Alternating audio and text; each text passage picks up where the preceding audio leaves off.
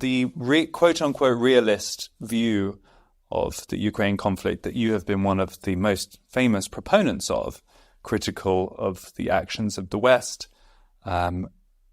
feeling like missteps were made all along the way and that some kind of accommodation was going to need to be made with Russia.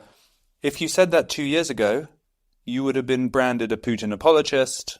It would have been considered outrageous. In fact, it happened to me. I said a milder version of that on a BBC television program, and suddenly I was, in the pay of Vladimir Putin.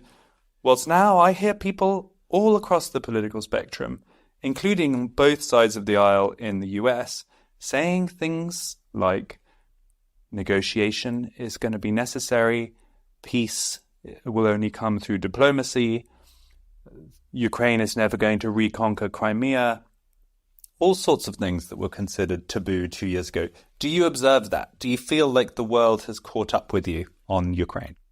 Somewhat. When we talk about the world, I like to distinguish between the West and the rest. The Western world, let's say.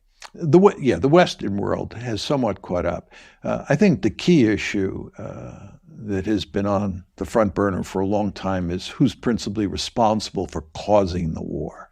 And there my argument that it was NATO expansion, bringing Ukraine into NATO, is accepted by more people in the West than was the case, let's say, 2 years ago, but still is not widely accepted in the West. It's widely accepted outside the West, right?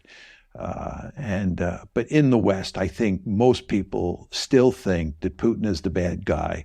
And even though a negotiated settlement, some form of the diplomatic solution is necessary now, we have to keep in mind that he is a bad guy and that his invasion of Ukraine cannot be justified or explained in any reasonable way. So I don't feel like everybody completely agrees with me.